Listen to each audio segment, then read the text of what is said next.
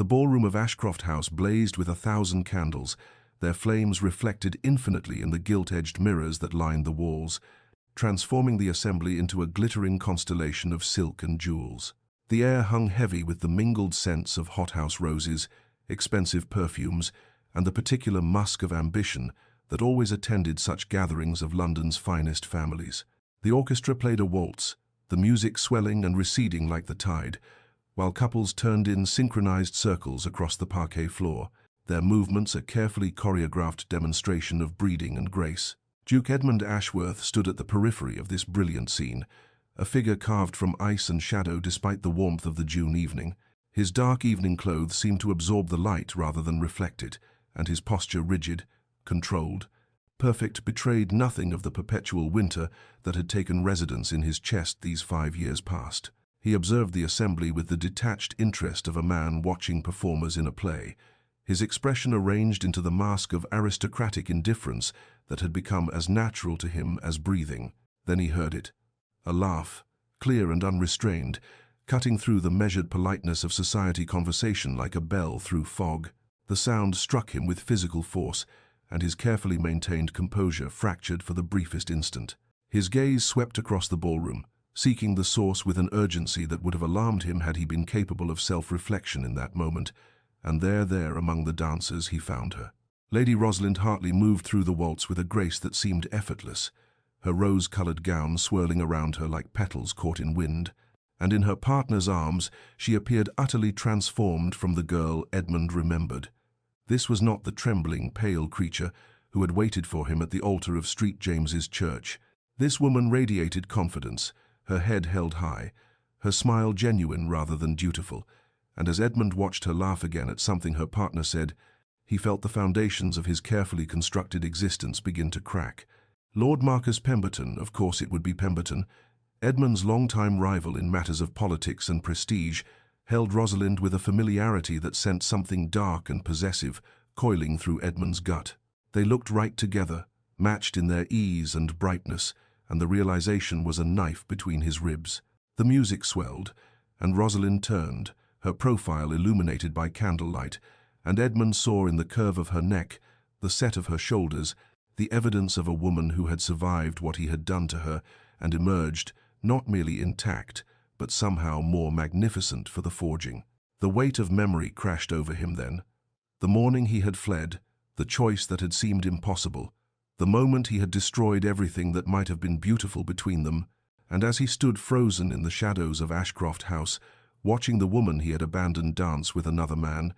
Edmund understood with devastating clarity that he had spent 5 years trying to convince himself he had made the only possible choice, when in truth he had simply been a coward. But before our lover's fate is revealed, subscribe so you never miss a chapter of romance and scandal, and tell us in the comments, where are you watching from? Now, let's begin. 5 years earlier, St. James's Church had stood resplendent in the crystalline light of an April morning, its ancient stone walls adorned with cascading arrangements of white roses and lily of the valley, their perfume so thick in the air that it seemed almost visible, like sacred incense rising toward the vaulted ceiling where centuries of prayers had been offered and answered. The pews had been filled with London's most distinguished families, a sea of silk and satin and carefully arranged feathers, all turned toward the altar, where a young woman waited in a gown of ivory lace that had taken 6 seamstresses 3 months to complete, each stitch a prayer for happiness that would go unanswered. Rosalind had stood perfectly still, her gloved hands clutching a bouquet of white camellias that trembled despite her efforts at composure, and she had told herself that the peculiar hollow feeling in her chest was merely nervousness,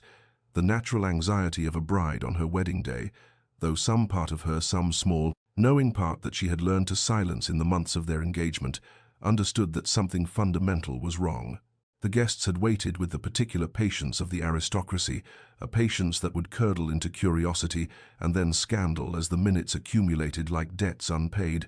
and still Edmund did not appear. Meanwhile, across the city, Edmund had sat in his carriage outside his father's townhouse, his wedding clothes feeling like a shroud, his hands shaking as he read and reread the letter that had been delivered at dawn, his father's dying command, written in a hand made unsteady by illness. demanding that Edmund abandon this unsuitable match with the Hartley girl and instead marry Lady Victoria Thornton, whose family's political connections would secure the dukedom's influence for generations to come. The letter had been a dagger through whatever fragile hope Edmund had cultivated, and in his panic, in his devastating, unforgivable panic, he had chosen filial duty over the promises he had made, had chosen the abstract concept of family honor over the flesh and blood woman waiting for him in her wedding gown, and he had fled like a coward, leaving his valet to deliver a brief, formal note to the church. Rosalind had received that note standing at the altar, and she had read it with every eye in street. James's church upon her, the words blurring through the tears she refused to let fall, and then she had done something that would define her for the next 5 years. She had straightened her spine, lifted her chin, and walked down that aisle alone with perfect dignity, her composure a suit of armor that hid the way her heart was shattering into pieces too small to ever fully reassemble. The whispers had started before she reached the church doors, poor girl. How humiliating, did you hear? The Duke simply left, and by evening all of London knew that Lady Rosalind Hartley had been abandoned at the altar, left standing like an unwanted ornament, her reputation in ruins and her future prospects dimmed to nothing. Now, standing in the ballroom of Ashcroft House 5 years later, watching her dance and laugh, as though she had never stood trembling in street. James's church, Edmund understood with the clarity of hindsight that he had destroyed not just their wedding day but the very possibility of the life they might have built together, and no amount of regret could restore what his cowardice had cost them both. Rosalind felt the weight of Edmund's stare before she saw him, the sensation like a cold draught across her bare shoulders, despite the warmth of the crowded ballroom, and she forced herself to maintain her smile as Marcus guided her through the final turns of the waltz, refusing to grant Edmund the satisfaction of knowing his presence affected her in any way. She had spent 5 years rebuilding herself from the ruins of that April morning, 5 years transforming from the naive girl who had believed love and duty could coexist into a woman who understood that survival required the cultivation of one's own strength, independent of any man's regard or rejection. In those first terrible months after the abandonment, she had thought she might die from the shame of it, the way the whispers followed her through drawing rooms and the pitying glances cut deeper than open scorn, but then something fierce and fundamental had awakened in her, a refusal to let Edmund's cowardice define the entirety of her existence. She had turned to art, discovering in the language of color and form an expression for the emotions she could not speak aloud, and her paintings, first tentative, then bold, had become evidence of an inner life that no one could abandon because it belonged solely to her. The charitable work had followed naturally, a desire to transform her own suffering into something useful for others, and in the faces of the women she helped, widows, orphans, those cast aside by society's cruelty, she had found a purpose that felt more solid than any marriage vow. Friendships, true friendships with women who valued her mind and spirit rather than her family connections, had grown like gardens carefully tended, and slowly, so slowly that she had barely noticed the transformation until it was complete, Rosalind had become someone new, someone who could laugh genuinely and hold her head high and dance at balls without her past defining every moment. Marcus had entered her life 2 years ago, steady and kind, offering companionship without demands, respect without possession, and she had grown genuinely fond of him in the way one might grow fond of a beautiful spring day, pleasant, comfortable, lacking in the dangerous intensity that had once characterized her feelings for Edmund. Yet even as Marcus smiled down at her now, his blue eyes warm with affection, Rosalind was aware of what was missing between them, that ineffable spark that transformed mere fondness into something that could consume and transform. The waltz ended with a flourish of strings, and Marcus bowed over her hand with perfect courtesy before offering his arm to escort her toward the refreshment room where champagne and cold lobster patties awaited. They had taken perhaps 3 steps when Rosalind saw Edmund begin to move through the crowd toward them, his progress deliberate and unstoppable as a ship cutting through water, and she felt her pulse quicken with something she refused to name, knowing that after 5 years of careful avoidance, the confrontation she had both dreaded and perhaps secretly desired was finally, inevitably, upon her. Edmund reached them near the terrace doors where the French windows stood open to admit the cooler night air, and for a moment The three of them formed a tableau that might have been lifted from a theatrical production about love and loss, and the unbridgeable distances between what was and what might have been. "Lady Rosalind," Edmund said, his voice carrying the formal precision of a man who had rehearsed this moment 1,000 times in his imagination, yet found himself utterly unprepared for the reality of her nearness. "Lord Pemberton, I hope I am not intruding upon your evening." Rosalind turned to face him with the kind of measured composure that spoke of iron will rather than genuine calm, and when their eyes met, Edmund felt the impact like a physical blow, for where he had expected to see remnants of the hurt he had caused, he found instead a cool assessment that held neither warmth nor particular animosity, as though he were a stranger whose acquaintance barely merited acknowledgement. "Your Grace," she replied, the title delivered with such perfect neutrality that it might have been either courtesy or subtle mockery. "What an unexpected encounter. I had not realized you frequented such gatherings." Marcus shifted slightly, his hand moving to rest with casual possessiveness at the small of Rosalind's back,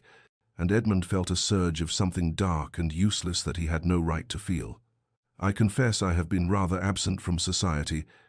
Edmund said, addressing Rosalind while acutely aware of Marcus's protective presence. "But I find myself increasingly drawn to reclaim what I have neglected."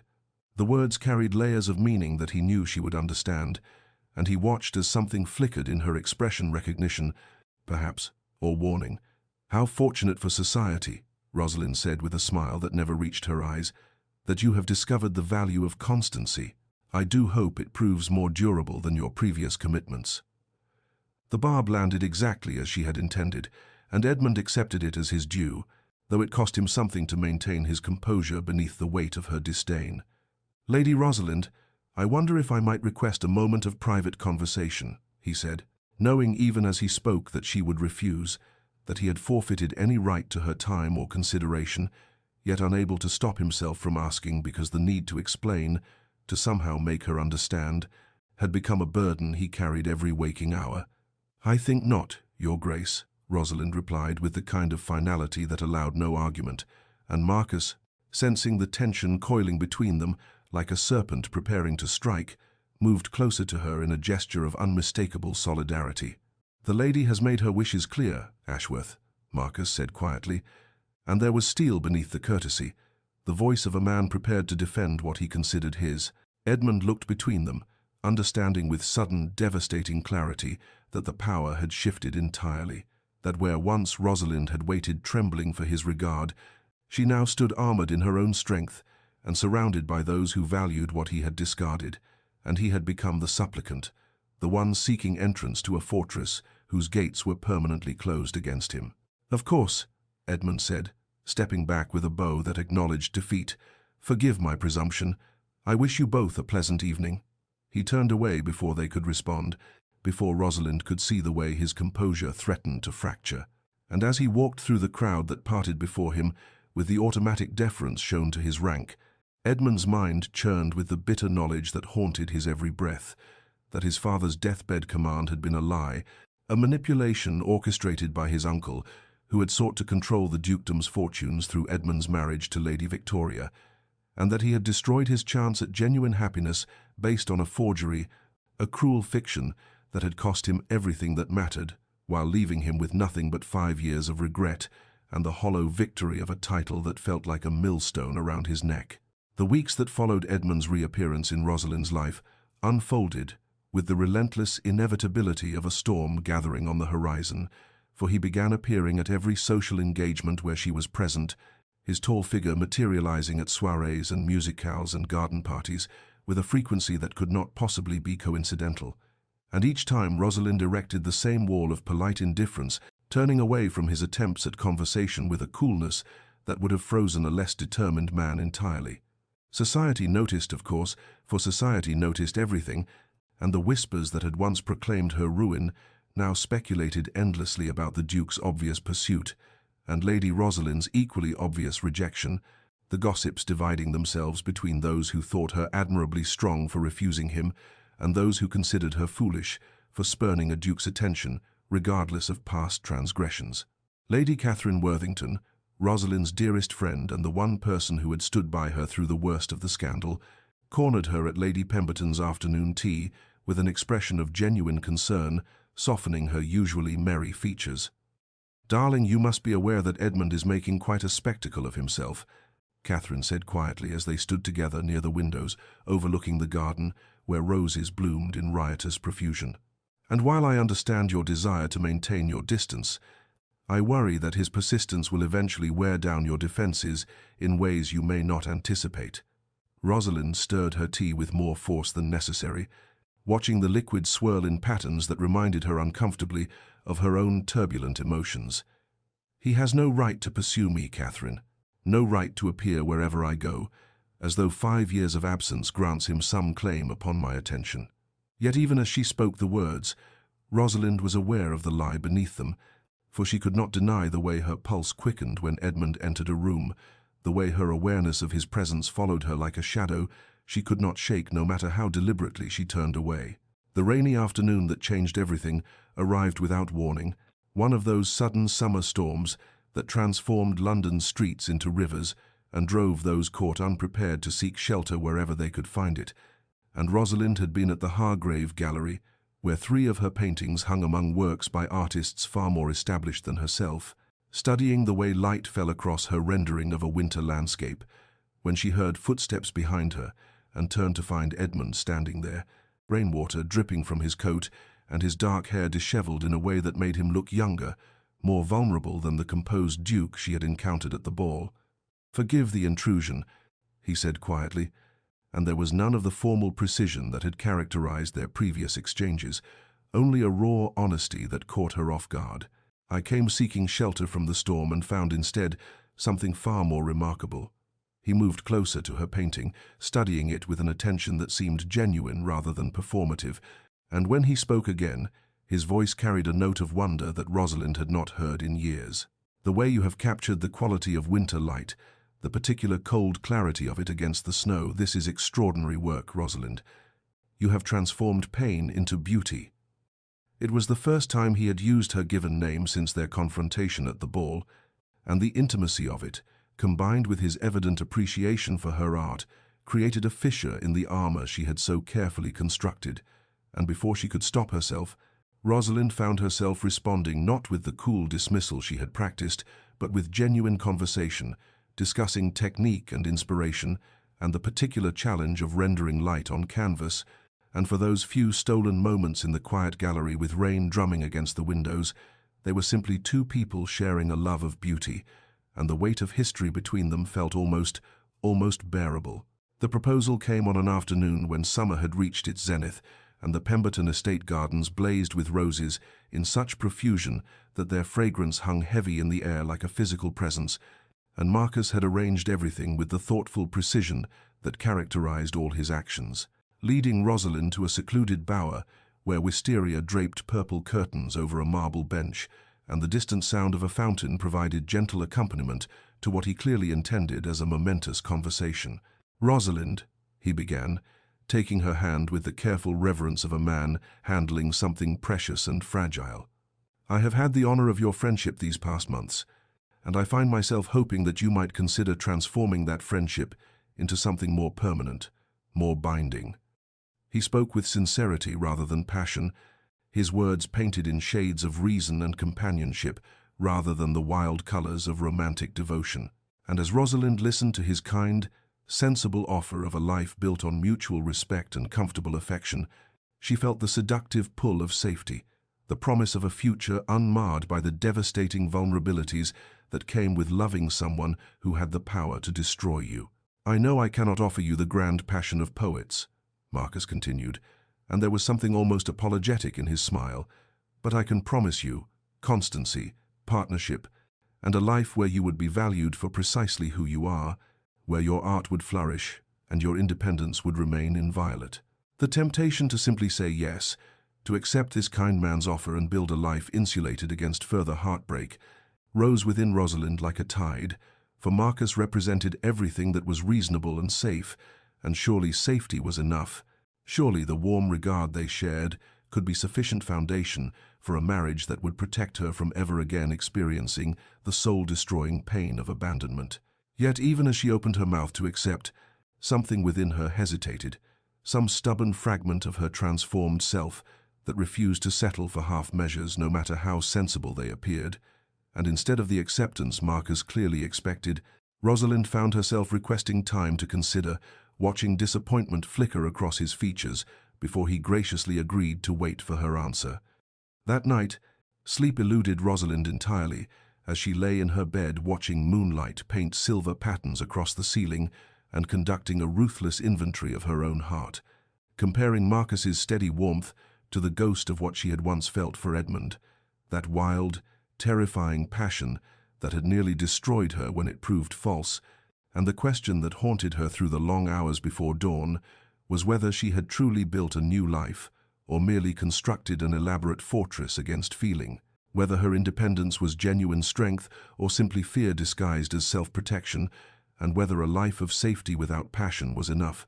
or whether in accepting such a life she would be betraying the woman she had fought so hard to become. The investigation began in the dusty silence of Edmund's private study, where ledgers and correspondence from 5 years past lay spread across mahogany surfaces like artifacts from an archaeological dig, and what Edmund discovered as he traced the tangled threads of deception made his blood run cold with a fury directed not at fate or circumstance, but at the calculated malevolence of family betrayal, for his Uncle Gerald had orchestrated everything with the precision of a master puppeteer,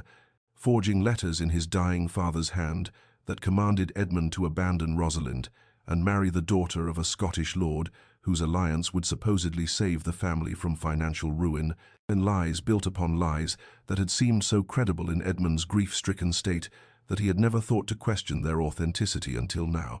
until it was 5 years too late and the damage irreparable. The forged deathbed letter had been only the beginning, Edmund discovered as he confronted his solicitor with questions that should have been asked years ago, for Gerald had also fabricated documents suggesting the Hartley family was on the verge of bankruptcy and that Rosalind's father had arranged their engagement solely to secure his daughter's future through Edmund's wealth, poisoning what should have been a union of love with the taint of mercenary calculation. And Edmund remembered now with sickening clarity how those suspicions had festered in his mind during those final weeks before the wedding, how he had begun to doubt Rosalind's affections and question whether any of it was real. The confrontation with his uncle took place in the very library where Gerald had presented those forged letters 5 years prior,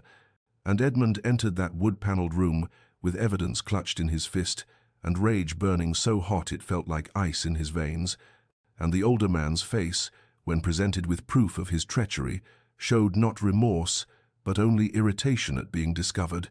for Gerald had acted out of pure greed, orchestrating Edmund's abandonment of Rosalind so that the scandal would provide grounds for the family to pressure Edmund into abdicating his title in favor of Gerald's own son.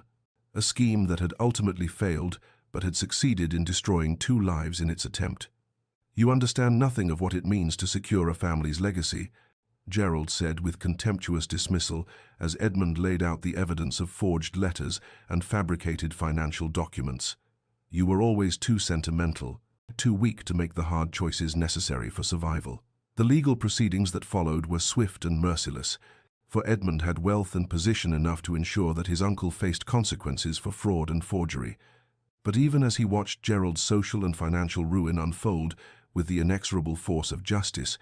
Edmund found no satisfaction in the victory, only a deepening awareness that while he had indeed been manipulated and deceived, his own choices had been his own. His decision to flee rather than trust Rosalind with his fears, his abandonment of her at the altar without explanation or faith, actions that no amount of external manipulation could fully excuse, for he could have questioned, could have investigated, could have trusted the woman he claimed to love enough to share his doubts, rather than simply disappearing and leaving her to face humiliation alone. The realization settled over Edmund like a heavy cloak as he sat alone in his study after the legal matters were concluded, that while discovering the truth about his uncle's treachery explained the circumstances of his abandonment of Rosalind, it did not absolve him of responsibility for his own cowardice, his own failure of faith and trust. And as the candles burned low and night deepened outside his windows, Edmund made a decision that felt simultaneously like salvation and damnation, The choice to tell Rosalind everything, regardless of whether it would change anything between them. To offer her the truth, not as justification or plea for forgiveness, but simply because she deserved to know, because after 5 years of her living with the belief that he had abandoned her out of pure callousness or caprice, she had the right to understand that while he had been weak and faithless,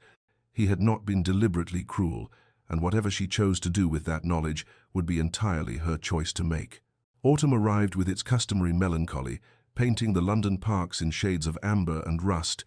and the letter that reached Rosalind one grey October morning bore Edmund's seal and contained a request so simple and yet so weighted with significance that she found herself reading it 3 times before its full import settled upon her consciousness, for he asked only for 1 hour of her time, one conversation in a neutral location of her choosing, with no expectations beyond the opportunity to speak a truth he believed she deserved to know, and after days of deliberation during which she consulted no one, trusting only her own transformed judgment, Rosalind sent her reply agreeing to meet him at Mrs. Pemberton's Tear Room, a quiet establishment on a side street where society's gossips rarely ventured and where the proprietress was known for her discretion and excellent bohea. The appointed afternoon found Rosalind seated at a corner table with her hands wrapped around a teacup for warmth, though the room was adequately heated, her heart beating with a rhythm that felt simultaneously too fast and too slow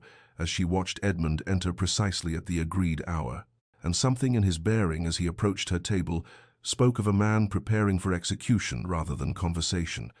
a condemned prisoner who had accepted his fate but would face it with whatever dignity remained to him, and when he sat across from her and met her eyes, she saw in his face a rawness of emotion that 5 years ago would have moved her to immediate forgiveness, but now simply made her tired, weary of the weight of other people's regrets pressing upon her rebuilt life. "Thank you for agreeing to see me," Edmund began, and his voice carried none of the aristocratic hauteur she remembered, only a quiet humility that was itself a form of transformation. And then he spoke, laying before her the whole sordid tale of his uncle's machinations, the forged letters and fabricated documents, the deathbed lies that had driven him from the altar in a panic of grief and duty, speaking with neither justification nor excuse, but simply as one might catalogue facts in a ledger, acknowledging that while he had been deceived, he had also been faithless, that he could have trusted her, could have questioned, could have chosen to believe in what they shared, rather than fleeing in cowardice disguised as filial obligation. Rosalind listened without interruption, her face a careful mask that revealed nothing of the tumult beneath, and when he finished speaking, she sat in silence for a long moment, feeling the weight of this new truth settle upon the old wounds like snow upon already frozen ground,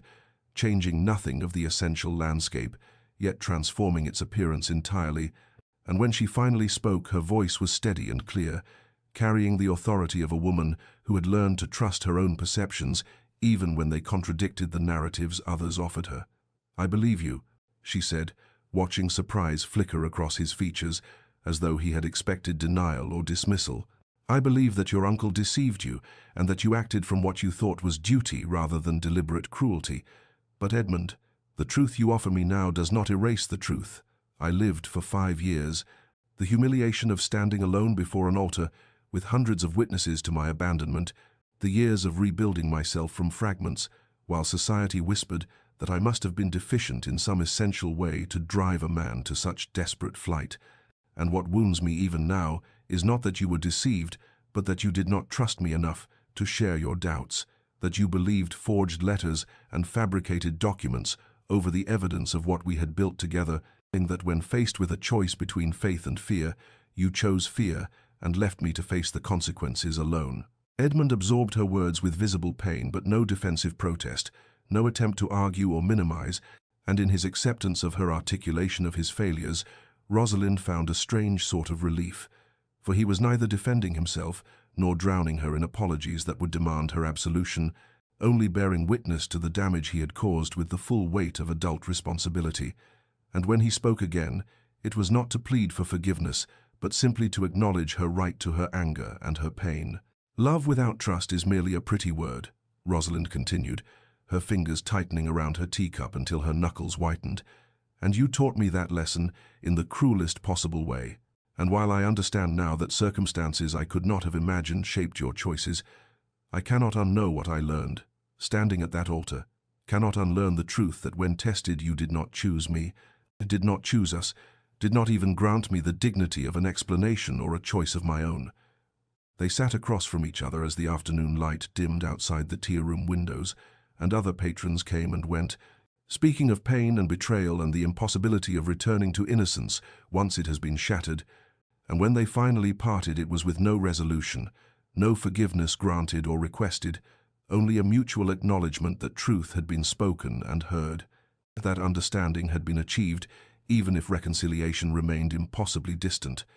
And as Rosalind watched Edmund leave the tea-room with shoulders bowed beneath the weight of regrets that no revelation could lighten,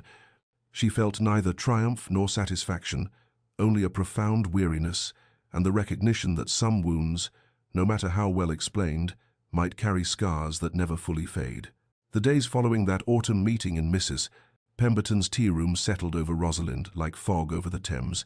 obscuring clarity and leaving her wandering through familiar landscapes that had somehow become strange and uncertain. For Edmund's revelation had accomplished what she had not anticipated,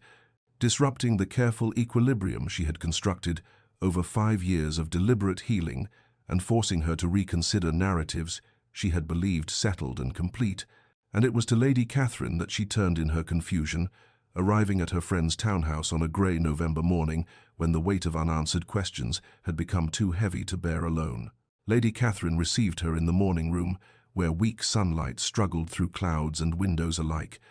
and as Rosalind poured out the story of Edmund's uncle's treachery and her own tangled response to this new understanding, her friend listened with the patient attention of one who knows that sometimes the greatest gift is simply bearing witness to another's struggle.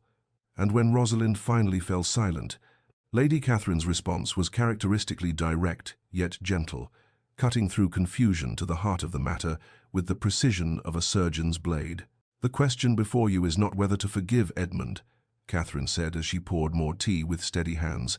"but rather who you have become and who you wish to be." And for the girl who stood at that altar 5 years ago would have accepted his explanation as absolution and welcomed him back without hesitation. But you are no longer that girl, Rosalind, and the choice you face now is whether understanding someone's victimhood alongside your own changes the fundamental truth of the wound they inflicted, whether shared tragedy creates obligation or merely context. The conversation continued through the morning as rain began to fall outside, washing the city in sheets of grey water, and Rosalind found herself articulating truths she had not quite known she possessed. Speaking of how she had built her independence not as a fortress against future pain, but as a foundation for genuine strength, how she had learned to trust her own judgment and value her own company, how the woman she had become through suffering was someone she genuinely liked and respected in ways the younger version of herself had never achieved. And the question that haunted her was whether allowing Edmund back into her life would honor or betray that hard-won transformation. "I am not the same person who would accept betrayal in the name of love," Rosalind said, and her voice carried both conviction and confusion. "Yet I also understand now that Edmund himself was betrayed, that we were both victims of his uncle's machinations, even if the suffering was not equally distributed, and there is a complexity to our shared tragedy that defies the simple narratives of villain and victim I constructed to survive the initial wound." Lady Catherine's response acknowledged this complexity while gently pressing Rosalind toward clarity, suggesting that understanding Edmund's circumstances did not require forgiving his choices, that compassion for his suffering need not translate to reconciliation or second chances, and yet even as her friend spoke these wise and protective words, Rosalind felt a stubborn resistance rising within her, a recognition that while safety and self-preservation were valuable, they were not the only values worth honoring, and that perhaps the courage she had cultivated through 5 years of rebuilding herself could be applied not only to independence, but also to the terrifying vulnerability of remaining open to possibility. The question of Marcus's proposal hung unresolved between them, and Rosalind confessed that she had decided to postpone her answer until she understood her own heart more clearly, for it seemed both unfair to Marcus and dishonest to herself to accept an offer of comfortable companionship while her emotions remained in such tumult. and Catherine approved this choice, even as she worried aloud about the risks of leaving such a good man waiting, while Rosalind sorted through feelings for one who had proven unreliable. A week later, at a charity musicale organized to raise funds for a foundling hospital, Rosalind observed Edmund from across a crowded drawing room and saw him with new eyes, noting his isolation among the assembled guests, the way others maintained polite distance as though his past scandal had left him marked and separate, and she recognized in his solitary bearing something of her own experience of those early months after the abandoned wedding, the particular loneliness of being surrounded by people while remaining fundamentally alone, and for the first time since their tea-room conversation,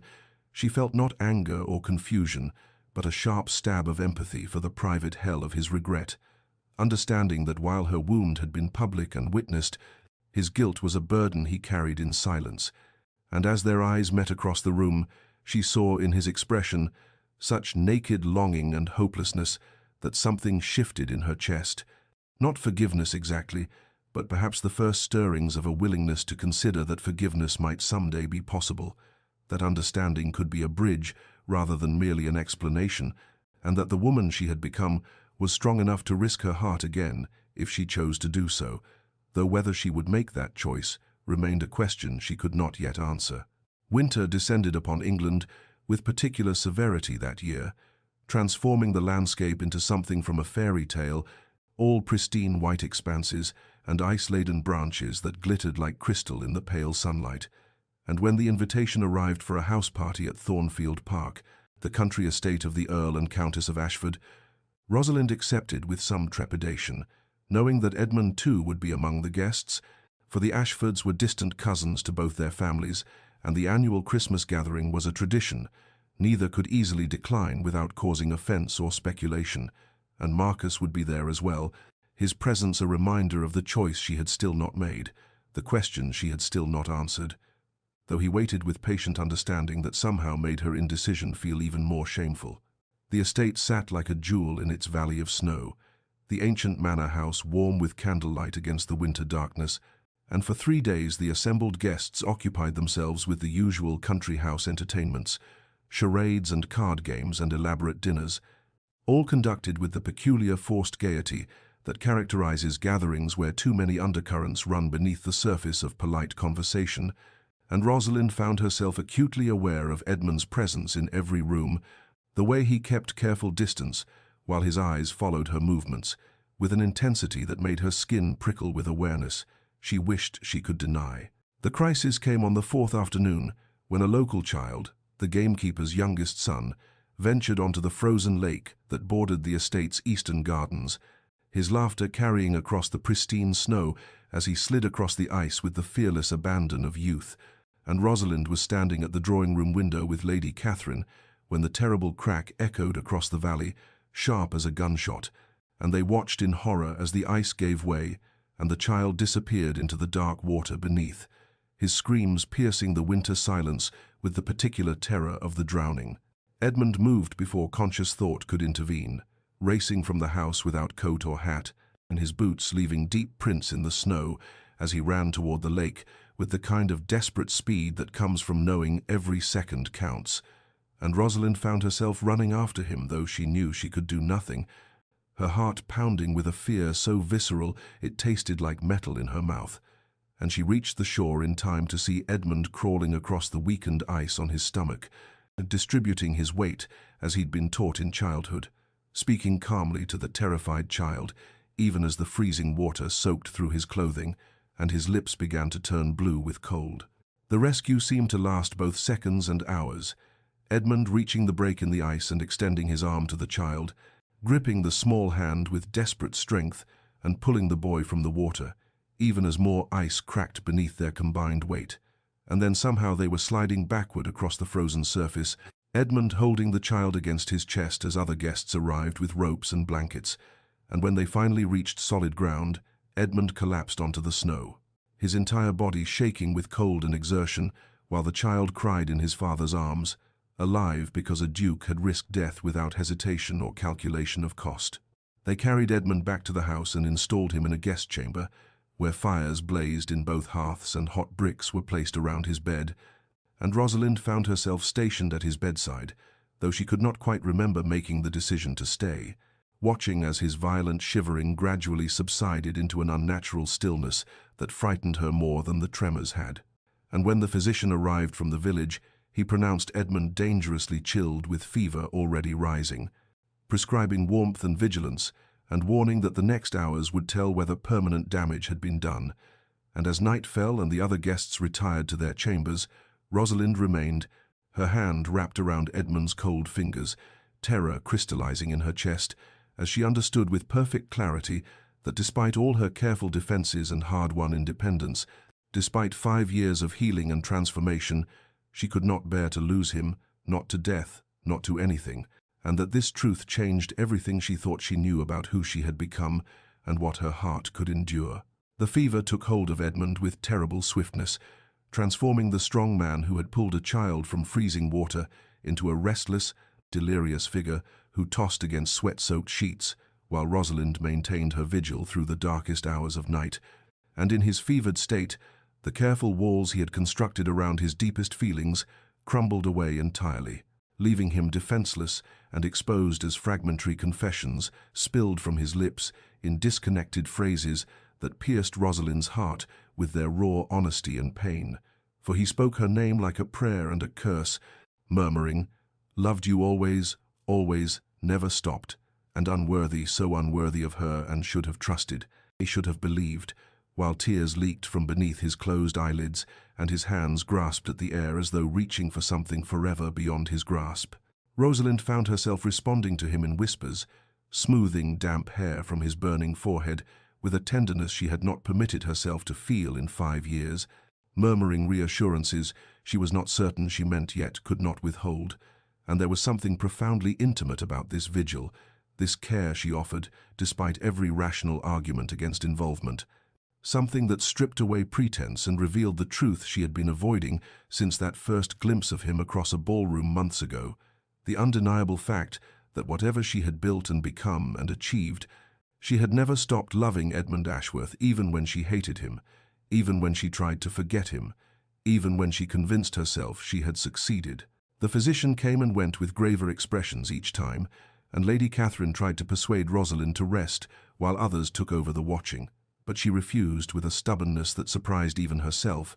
and when Edmund's fever finally broke on the 3rd morning, leaving him weak and pale against the pillows, but lucid for the first time since the rescue, Rosalind was there still, her hand wrapped around his, as though she could anchor him to life through sheer force of will. And when his eyes opened and focused on her face with recognition and then mortification, she saw him, remember the things he had said in delirium, and watched the color rise in his cheeks despite his weakness. "Rosalind," he whispered, his voice hoarse from fever and confession both, "I am sorry. I did not mean to burden you with—" But she stopped him with fingers pressed gently against his lips, surprising them both with the gesture's intimacy, and she found herself saying words she had not planned, had not rehearsed, and had not even known she was ready to speak until they emerged fully formed and undeniable.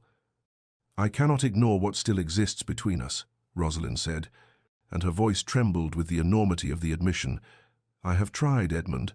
I have built walls and convinced myself I had succeeded in forgetting. But watching you nearly die made me understand that all my strength and independence and growth cannot change the fundamental truth that some part of my heart has always remained yours, even when I wished it otherwise, even when it would be safer and wiser to feel nothing at all." Edmund's hand tightened around hers with what little strength he possessed, and in his eyes she saw fear mingled with hope, vulnerability so complete it made her breath catch. And when he spoke again, his words carried the weight of someone who has lost everything and cannot quite believe it might be restored.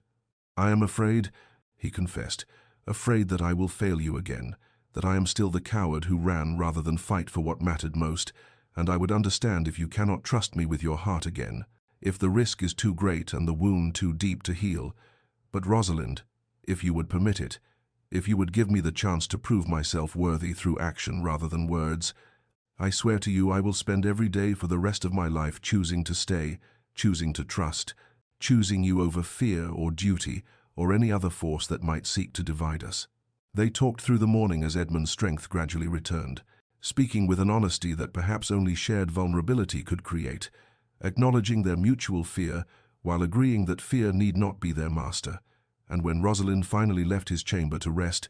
she carried with her the fragile, terrifying, exhilarating knowledge that she was about to embark on the most courageous act of her life, the decision to begin again, to risk her carefully protected heart, to trust not blindly as she had done before, but with eyes open to both possibility and peril, choosing love not because it was safe but because it was true, and that truth, she was finally ready to admit, mattered more than any defense she could construct against it. The conversation with Marcus took place 3 days after Edmund's fever broke, in the conservatory at Thornfield Park, where winter light filtered through glass panes onto exotic plants that bloomed despite the season, and Rosalind had rehearsed what she would say a dozen times, yet found all her prepared words inadequate when faced with Marcus's kind eyes and patient expression, for he was goodness personified and she was about to hurt him, and that knowledge sat like a stone in her chest, even as she knew it was the only honest path forward. "You have decided," Marcus said quietly before she could speak, and it was not a question but a statement, delivered with the sad wisdom of a man who has seen truth coming from a distance. And when Rosalind nodded, unable to trust her voice, he took her hand gently and offered a small smile that somehow made her heart ache more than anger would have. "I suspected from the beginning that your heart was not entirely free," he continued, his thumb brushing across her knuckles in a gesture of comfort rather than romance, "and I told myself that perhaps steady affection could be enough, that the ghost of your past would fade if I was patient and kind. But watching you these past days at the Duke's bedside showed me what I think I always knew. Some loves leave marks too deep to be erased by time or intention, and while I believe you care for me, Rosalind, I also believe that what you feel for Edmund Ashworth, despite all the pain and complication, is of an entirely different order than what you could ever feel for me." Rosalind found tears streaming down her face, though she had not meant to cry, and she gripped Marcus's hand with desperate gratitude for his grace, even as she released him from the unspoken promise that had existed between them. "You deserve someone whose whole heart is available," she managed to say, her voice thick with emotion, "someone who does not carry the weight of another love like a shadow over everything. And I am so sorry, Marcus, that I am not that person, and that I cannot be what you deserve despite wishing I could choose differently." They parted as friends, with Marcus insisting that her honesty was a gift rather than a wound, though Rosalind saw the flash of pain in his eyes that he was too much a gentleman to fully reveal. And when she returned to London a week later, the speculation among society was immediate and intense, for the shifting alliances between Lady Rosalind Hartley, Lord Marcus Pemberton, and the Duke of Ashworth provided endless fodder for gossip and conjecture, yet Rosalind found she cared less about whispers than she once would have, for she had survived worse scandals and emerged stronger. She declared her independence through both word and action, making it clear to Edmund when he called at her townhouse that she would not rush into anything, that whatever cautious exploration of renewed connection they might attempt would proceed at her pace and according to her terms, and to her profound relief, Edmund accepted these boundaries without protest, demonstrating through patient respect the very growth and change he had promised during his fevered confessions. They began a courtship unlike any Rosalind had known before, built not on the passionate certainty of youth but on the careful, deliberate choice of two people who had learned through suffering what truly mattered, and it started with letters, long thoughtful correspondence in which they explored ideas and memories and hopes without the pressure of physical presence, and gradually progressed to brief meetings in public spaces where conversation could flow without the weight of expectation. Each small interaction a brick laid in the foundation of trust they were painstakingly rebuilding, and though the process was slow and sometimes painful, requiring honesty about fears and doubts that would have been easier to hide,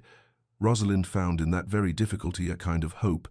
for they were choosing each other not blindly, but with full knowledge of what had been broken and what it would cost to repair. Spring arrived with the gentle insistence of rebirth,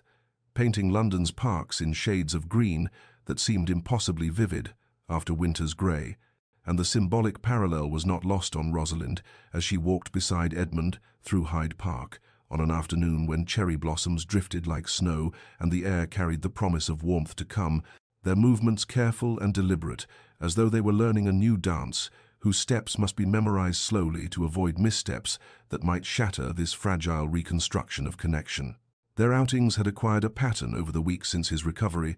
tentative explorations of compatibility that included chaperoned visits to art exhibitions where they discussed technique and vision with the easy engagement of two people who shared aesthetic sensibilities, afternoon teas in public houses where conversation ranged from literature to philosophy to the small observations of daily life that revealed character more surely than grand declarations, and walks like this one where silence could exist comfortably between them without the pressure to fill every moment with words. Each small interaction another brick, laid carefully in the foundation they were building. Edmund had proven himself remarkably patient, never pushing beyond the boundaries Rosalind established, demonstrating through consistent action the reliability he had promised, and she found herself watching for signs of the old Edmund, the man who had fled rather than faced difficulty. Yet what she observed instead was someone fundamentally altered by consequence and regret, someone who checked his own impulses and chose presence over comfort with a deliberation that spoke of hard-won wisdom. "There is a musicale at Lady Pemberton's next Thursday," Edmund said as they paused near the Serpentine where ducks paddled through water reflecting clouds and sky, "and I thought perhaps you might enjoy attending. But I realize the Pembertons are Marcus's family, and if the association would cause you discomfort, I would understand completely if you preferred I decline the invitation." Rosalind felt something shift in her chest at this consideration, this prioritizing of her emotional ease over social obligation, and she recognized the moment as significant, though she could not have explained precisely why, except that it demonstrated Edmund's transformed understanding of what mattered, his willingness to sacrifice his own desires for her peace. "I appreciate your thoughtfulness," she replied, turning to face him fully so he could see the sincerity in her expression,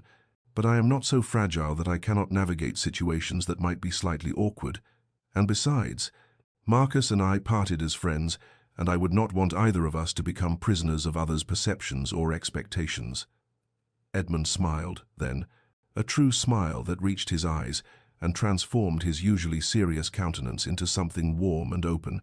and he reached for her hand with a questioning glance that asked permission before taking, and when she nodded, he wove his fingers through hers with a gentleness that made her breath catch, because this simple gesture carried the weight of everything unsaid between them, all the hope and fear and possibility contained in the press of palm against palm. They stood like that, as the spring afternoon deepened around them, and Rosalind understood with sudden clarity that Edmund's growth was not performance but genuine transformation, that the man beside her had learned through suffering what she had learned through abandonment, that love required not just feeling but choice, not just passion but presence, not just promises but the daily courage to honor them, and in that recognition she felt her own carefully constructed defenses begin to soften, not crumbling entirely, but becoming permeable enough to let hope filter through the cracks. The anniversary of the abandoned wedding approached with the inexorable weight of a date circled in memory's calendar, and though Rosalind had not consciously marked the passage of 5 years, she found herself waking on a morning in late May with the certain knowledge that this was the day, the exact morning when she had stood in her wedding gown waiting for a groom who never came, and the realization brought with it a tumult of emotions she had thought herself beyond. Anger resurfacing like a wave she believed had retreated, grief for the girl she had been and the innocence lost, and beneath it all a deeper current of something she could not quite name, a restlessness that had her pacing her sitting room as spring sunlight streamed through windows and illuminated the life she had built from ruins. Edmund's letter arrived by messenger at noon, its arrival so precisely timed that Rosalind wondered if he, too, had spent the morning in contemplation of this anniversary. And when she broke the seal with trembling fingers, she found words that carried the weight of acknowledgement and sorrow. He wrote that he understood this date must hold particular pain for her, that his regret for what he had done 5 years ago remained eternal and unchanged, that he would not presume to intrude upon her grief or force his presence where it might cause further harm, and that if she wished him to stay away entirely, to cease their cautious courtship and leave her in peace, he would respect that wish without question or protest, because her well-being mattered more than his hope for redemption. Rosalind read the letter 3 times, each reading revealing different layers of meaning, and she found herself unexpectedly moved by Edmund's willingness to disappear if that was what she needed, for it demonstrated the profound shift in his character from the man who had fled 5 years ago to one who would now stay or go according to her needs rather than his own fears. Yet even as she recognized his growth, she also recognized something unexpected within herself. The anniversary no longer defined her as it once had, for she was not the broken bride of 5 years past, but a woman who had rebuilt herself through art and friendship and hard-won independence, who had transformed trauma into strength and abandonment into autonomy, and this date, while still painful, had lost its power to destroy her because she had reclaimed her own narrative and written new chapters that belonged entirely to her. She sat at her writing desk as afternoon shadows lengthened and composed a response that surprised her even as she wrote it, inviting Edmund to join her the following morning at St. James's Church,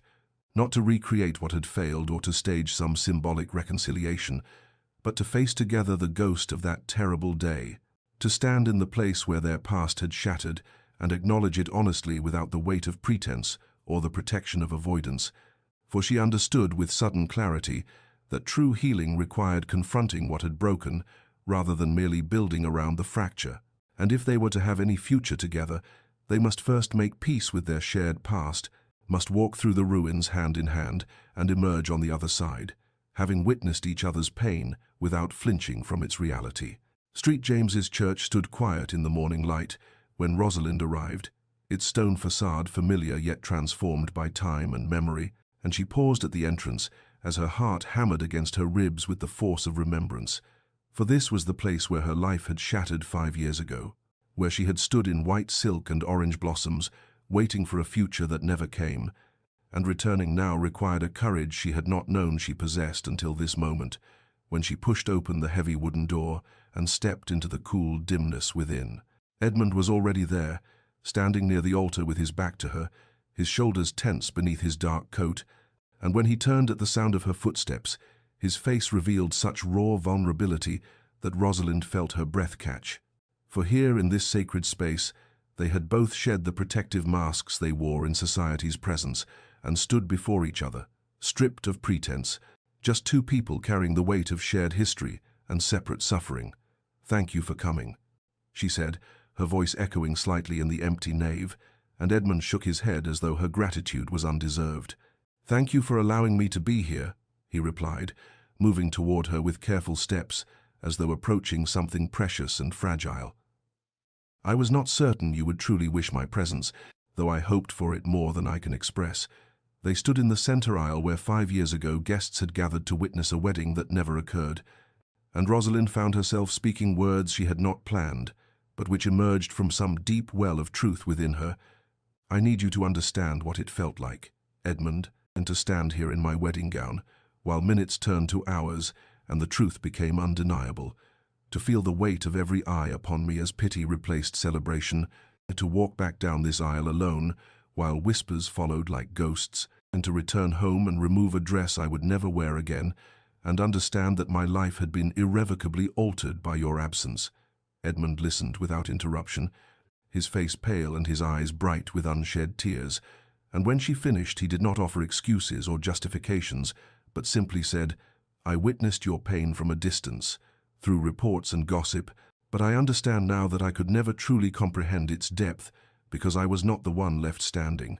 I was not the one forced to face society's judgment and scorn, and while I suffered the consequences of my own cowardice, I also had the dubious comfort of action, of movement, of believing myself a victim of circumstance rather than the architect of cruelty, and for that, Rosalind, and for my failure to trust you, to communicate with you, to choose you over fear, I carry a regret that no passing of years can diminish." She felt tears on her own cheeks now and did not wipe them away, for they were earned through suffering and she would not hide them, and she reached for his hand not in absolution but in acknowledgement of shared grief, for they had both been wounded by that terrible day, even if the wounds were different in nature and depth. "I was a coward," Edmund continued, his voice breaking. "I let fear govern me, let manipulation succeed because I was too weak to question, too afraid to fight, too willing to believe the worst and flee rather than stand firm. And while my uncle's treachery was real, my response to it was my own choice. and that is what haunts me most, and that I had the power to choose differently, and I failed." Rosalind squeezed his hand and found herself speaking not from anger but from hard-won wisdom. "We cannot rebuild the past, Edmund. We cannot undo what was done or erase the pain that was caused, but perhaps we can choose what we do with that history, whether we let it define us eternally or whether we integrate it into something larger, something that acknowledges the breaking while also recognizing the growth that came after." Edmund looked at her with such hope and such fear that she saw in his expression the mirror of her own internal conflict, and she understood in that moment that forgiveness was not a single act, but a process, not a door that opened once and stayed open, but a garden that required tending, and she found herself ready not to forget what had happened, but to release its hold on her future, to choose healing over perpetual wounding, and to allow that the man before her was both the person who had hurt her and someone fundamentally changed by consequence and regret. "Can love be rebuilt after such destruction?" Edmund asked, "or must we begin entirely anew pretending the past never existed?" Rosalind considered this question with the seriousness it deserved and finally answered, "I believe it is both, a rebuilding that acknowledges what came before while also creating something new. For we are not the same people who stood here 5 years ago. We have both been transformed by suffering and time, and what we might build together would honor that transformation rather than deny it, would be stronger perhaps for having been broken and remade rather than never tested at all." Summer arrived with its warmth and long golden evenings, and in the months following their reconciliation at Street, James's church, the courtship between Rosalind and Edmund, deepened into something more substantial than the fragile beginning of spring, built now upon a foundation of honesty and mutual understanding that had been tested by fire and emerged stronger for the trials endured. They spoke of futures with careful optimism during walks through Hyde Park where sunlight filtered through ancient trees, discussed their fears and desires over quiet dinners in her aunt's drawing room where propriety demanded a chaperone but intimacy flourished nonetheless, and gradually Rosalind found herself able to envision a life shared with this man who was both the architect of her greatest pain and the witness to her most profound transformation. For Edmund had proven through consistent action and unwavering presence that he was no longer the frightened boy who had fled, but a man capable of staying through difficulty and honoring his commitments, even when the cost was high. It was on an evening in late June, when roses bloomed in riotous abundance, and the air carried the scent of jasmine, that Edmund asked her to walk with him in the garden behind her townhouse, and Rosalind knew before he spoke what was coming, recognized in the set of his shoulders and the careful deliberation of his movements, that this was a moment he had planned with the same precision he now brought to all matters concerning her heart. When they reached a secluded corner, where a stone bench sat beneath a trellis heavy with climbing roses,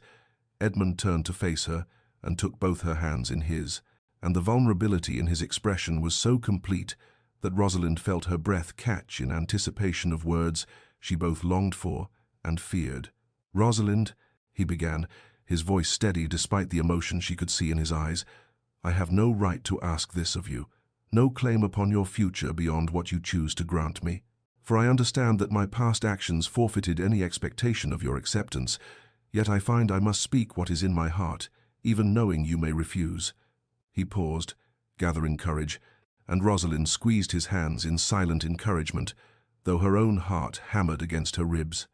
"I love you," Edmund continued, "not with the unexamined passion of youth, but with the deeper understanding that comes from loss and redemption, from witnessing your strength and independence, and being humbled by your capacity for forgiveness, and I wish to spend my life proving worthy of the second chance you have given me, to build a partnership based on trust and equality, to support your art and your autonomy, while offering you my constant presence and devotion. And so I ask you, Rosalind Hartley, if you would consent to become my wife, not from duty or social expectation, but from choice and love, knowing that I will honor that choice every day for the rest of my life." Rosalind stood in the fading light, with Edmund's proposal hanging in the air between them, and though her heart whispered yes immediately, her mind required time for contemplation, for this decision would shape the remainder of her existence, and she would not make it lightly or in the heat of emotion. "I need time to consider," she said gently, seeing the flash of fear in Edmund's eyes followed quickly by acceptance. not because I doubt your sincerity or question your transformation, but because this choice must be made with the same careful deliberation we have brought to our courtship, and I owe it to both of us to be certain." Edmund nodded, raising her hand to his lips in a gesture of respect.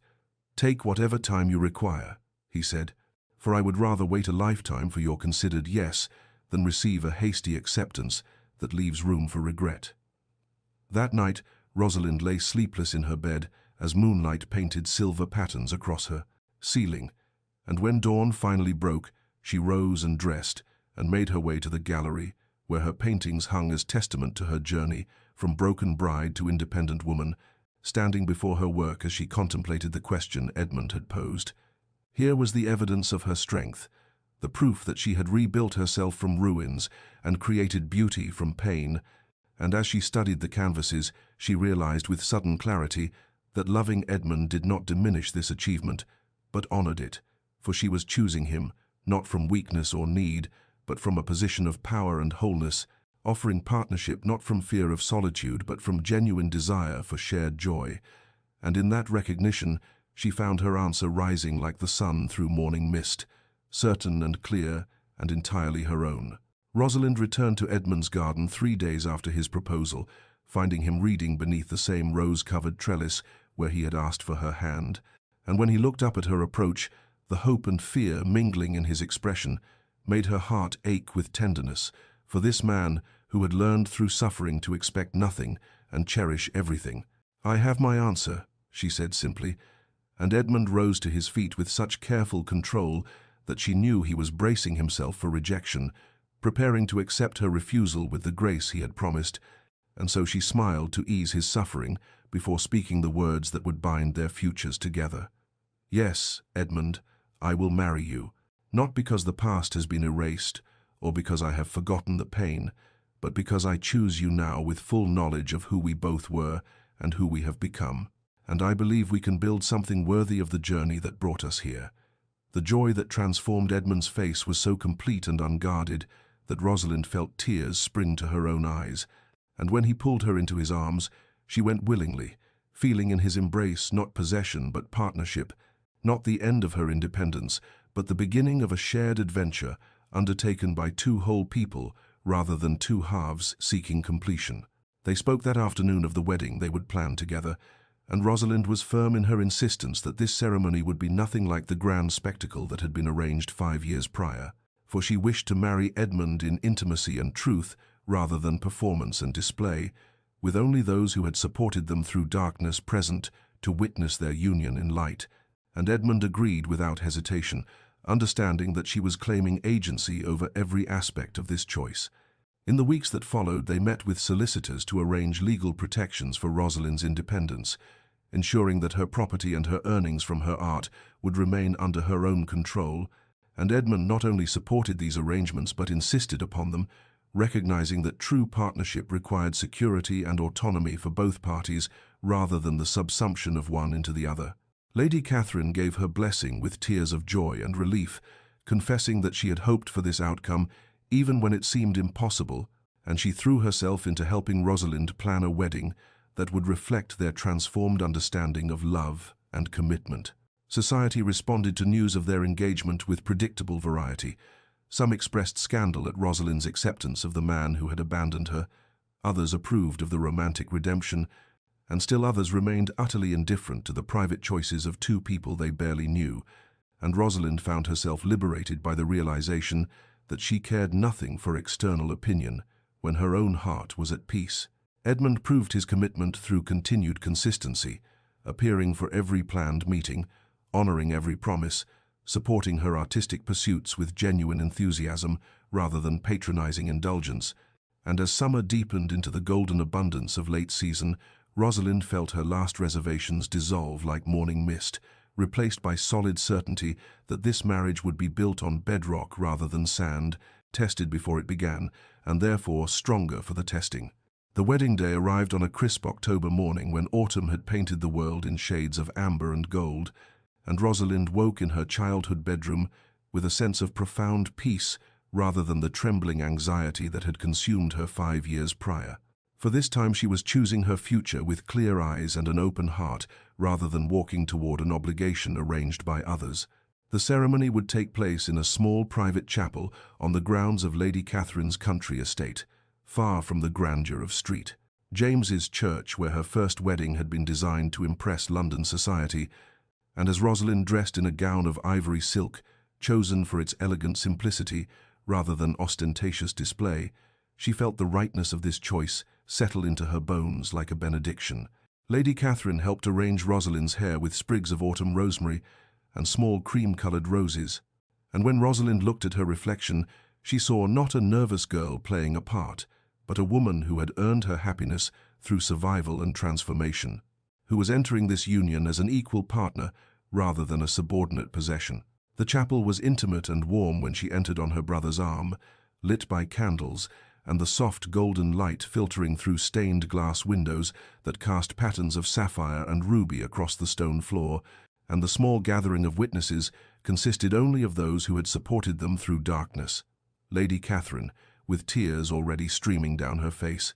Edmund's closest friend, Lord Hartwick, who had counselled him through his years of regret, Rosalind's family, who had watched her rebuild herself from ruins, and a handful of others whose presence represented genuine affection rather than social obligation. Edmund stood at the altar in a dark coat that emphasized the breadth of his shoulders and the silver threading through his dark hair, and when his eyes met Rosalind's as she walked toward him, she saw reflected there the same profound gratitude and wonder that filled her own heart, the shared recognition that they had been granted a grace neither deserved, but both would honor. The ceremony was simple and deeply personal, conducted by a country vicar who had known both families for decades and understood the significance of this union. And when the time came for vows, Edmund and Rosalind spoke the words they had written together during long evenings of careful composition,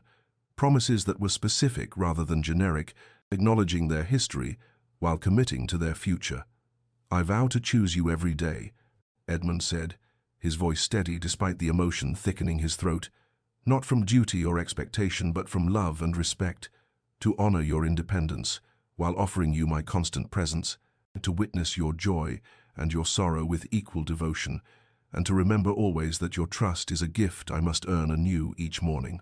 Rosalind's own vows trembled with the weight of all they had endured. "I vow to meet you in honesty and vulnerability, to build our partnership on the foundation of truth rather than illusion, to preserve my own wholeness while creating space for our shared life, and to forgive our past while investing fully in our present, knowing that love is not the absence of fear but the courage to choose connection despite it." When the vicar pronounced them husband and wife, and Edmund kissed her with tender reverence, Rosalind felt the completion of a circle that had been broken 5 years prior, not a return to what was lost, but the creation of something entirely new, forged in the fires of suffering and tempered by patience and grace. The celebration that followed was marked by genuine laughter and heartfelt toasts, and when evening fell and the guests departed, Rosalind and Edmund stood together in the chapel that had witnessed their union, looking at the altar where both had stood and chosen each other, and in that moment they acknowledged silently the wedding that had failed and the wedding that had succeeded,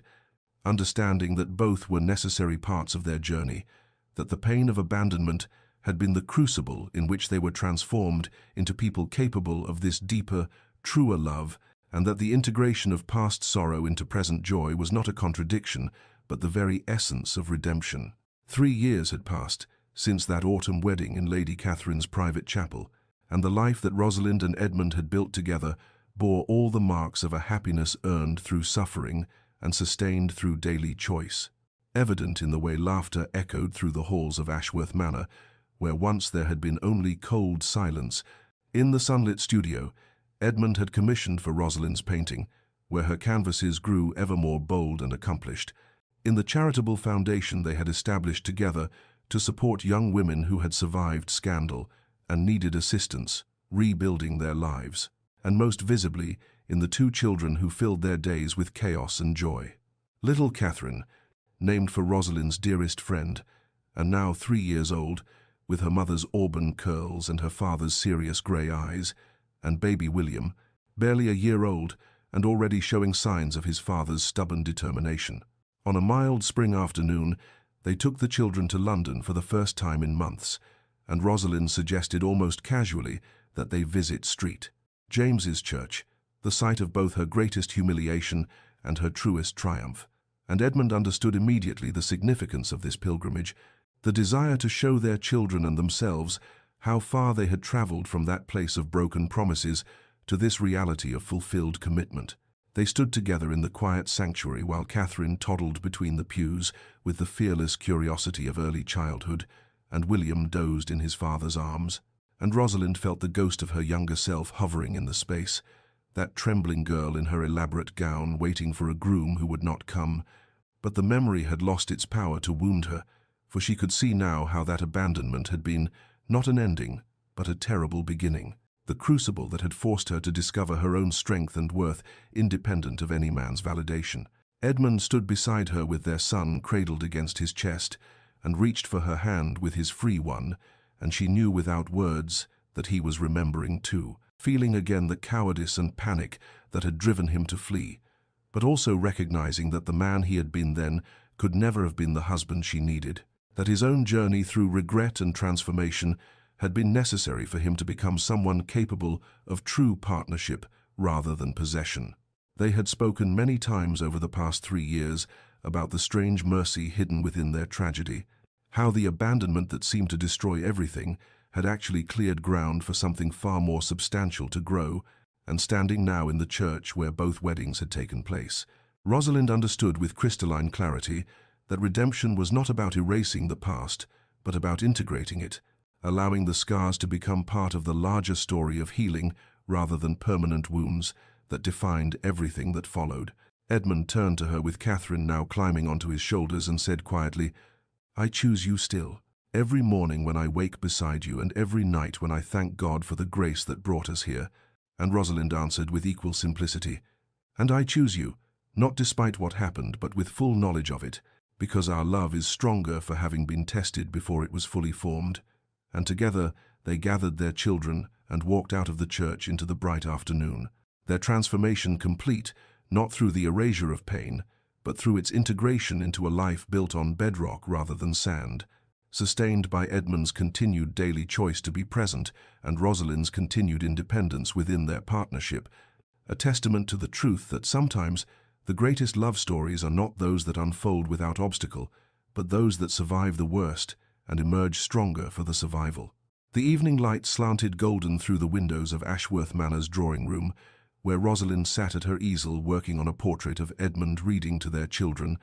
Catherine curled against his side with her thumb in her mouth, despite being too old for such habits, and William sprawled across his father's lap, reaching for the book's pages with sticky fingers, and as she mixed cerulean with white to capture the exact shade of contentment in Edmund's eyes, she felt a profound sense of gratitude for this ordinary domestic scene that had once seemed impossibly distant, a future she could not have imagined during those dark months after the abandonment, when she had believed herself permanently broken and incapable of trusting anyone with her heart again. Edmund looked up from the storybook and caught her watching them, and the smile that crossed his face held such unguarded tenderness that Rosalind felt her breath catch even after 3 years of marriage, for the miracle of being loved by this man who had once destroyed her was something she would never take for granted, understanding as she did that their happiness was built not on the absence of suffering, but on the willingness to transform suffering into wisdom,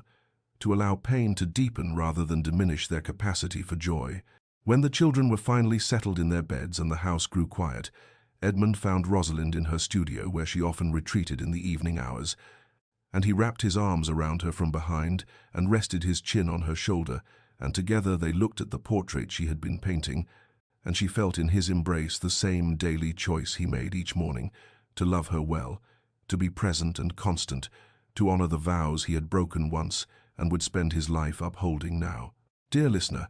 perhaps you hear this story and wonder at the improbability of such redemption, at the seeming impossibility of rebuilding love from the ruins of abandonment and betrayal. And it is true that not every broken promise can be mended, that not every person who wounds us deserves a second chance, that sometimes the wisest course is to close the door on what was and walk forward into something entirely new. But there is also truth in the understanding that human beings are capable of profound transformation when they encounter the full weight of their own failings, that suffering can be the crucible in which we are refined rather than destroyed, that the love which survives the worst we can inflict upon it often emerges stronger and more resilient than the love which has never been tested. The path of forgiveness is not about excusing what was inexcusable or forgetting what cannot be forgotten, but about releasing the hold that past pain has upon our present lives, about choosing whether we will be defined by what was done to us or by how we rise from the ashes of our devastation. Rosalind and Edmund's story teaches us that second chances are not given lightly and should not be offered cheaply, that trust must be rebuilt, brick by careful brick through consistent action rather than beautiful words, that true partnership requires both individuals to bring their whole selves to the union, rather than fragments protected by fear. If you carry within you the weight of abandonment or betrayal, know that your healing does not depend upon the person who wounded you, that you can rebuild yourself into someone stronger and more whole, regardless of whether reconciliation ever comes, and that the courage to remain open to connection, even after being hurt, is perhaps the bravest thing a human heart can attempt. May you find the patience to honor your own timeline for healing, the wisdom to discern between genuine transformation and empty promises, the strength to preserve your independence even within intimacy, and the grace to recognize that sometimes the greatest love stories are those which honor both the pain and the healing, integrating all of it into a life lived with open hands and a courageous heart. May your nights be peaceful and your days be filled with the kind of ordinary happiness that is earned through surviving the extraordinary. And may you always remember that you are worthy of a love that chooses you daily and that witnesses your whole self, and that builds with you rather than diminishing who you are. If this story has touched you in some way, I invite you to share your thoughts, to let me know which moment resonated most deeply with your own journey, and to join this community of listeners who believe in the transformative power of stories that honor both our wounds and our healing, for it is in the sharing of such narratives that we remind one another of our common humanity and our extraordinary capacity for redemption.